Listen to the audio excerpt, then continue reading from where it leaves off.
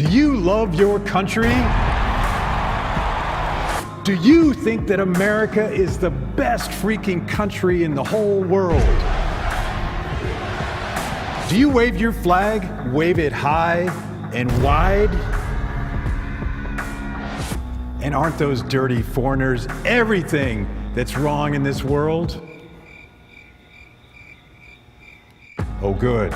For a second, I was worried that you were a bunch of nationalists. This is the Deadly Isms, and I'm going to prove to you that you can love your country without hating everybody else's.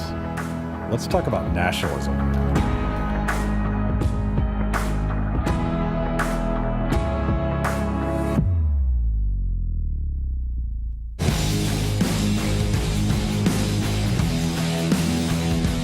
Before we get started, let's make one thing clear. Patriotism is not nationalism. There's absolutely nothing wrong with celebrating where you come from and being proud of it. The 4th of July and the Star-Spangled Banner are all important nods to our history and the uniquely American experiment that has led us boldly and brightly to where we are today. And whatever country you come from, there are no doubt good reasons to be proud of it and your cultural heritage. But nationalism is something very different, going far beyond simple pride in where you come from. Nationalism is the idea that the collective view of the nation comes first, and the people who make up the nation come second. It's also the view that nations are in constant competition with each other, and that the only way to remain strong is to beat everyone else at some kind of political or economic game.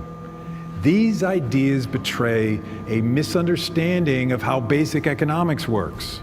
More important, they have caused immense human suffering over the years.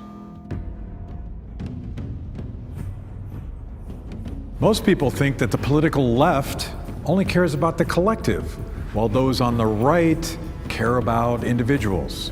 Socialism and communism claim millions of lives in practice because government put abstract entities like the party over the needs of actual people. Instead of lumping people together by class, race, or gender, the nationalist right created silos based on location and ethnicity. As Ludwig von Mises puts it, socialism divides people horizontally by class. Nationalism divides society vertically by nation. Both of these ideologies prioritize the collective over the individual and division over unity. Fascism is often considered a right-wing movement. Germany and Italy's fascist movements elevated the abstract idea of national greatness above the needs and rights of individual people, and the result was bloody and oppressive beyond belief. In fact, Hitler got into power by explicitly campaigning on a platform of restoring Germany's glorious past after the country was brought to ruin in World War I. It was by appealing to nationalist sentiment, as well as the demonization of foreign influences, such as Jews and Romani immigrants, that he managed to carry out one of the largest mass murders in history.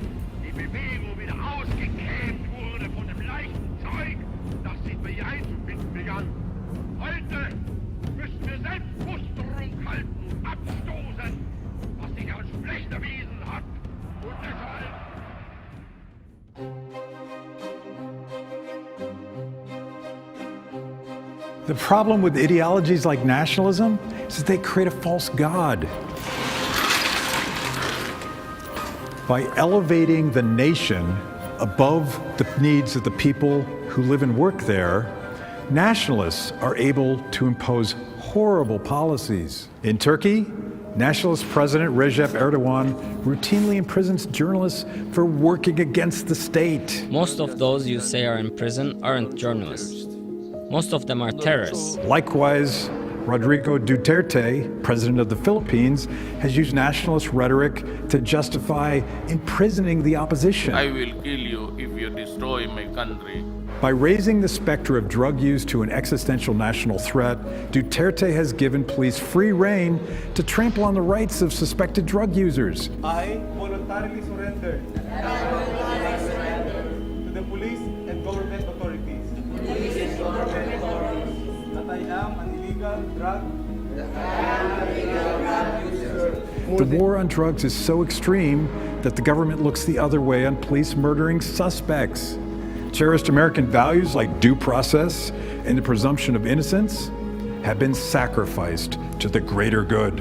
Another problem with putting the nation first is that, as Ayn Rand pointed out, the nation doesn't really exist independent of the people who make it up. In other words, there's no such thing as the interests of America as distinct from the interests of Americans. This was the thought that guided America's founders as they drafted the Declaration of Independence and the Constitution. The nation exists to serve the people, not the other way around. The point of a nation conceived in liberty is fundamentally individualist, to protect life, liberty, and the pursuit of happiness.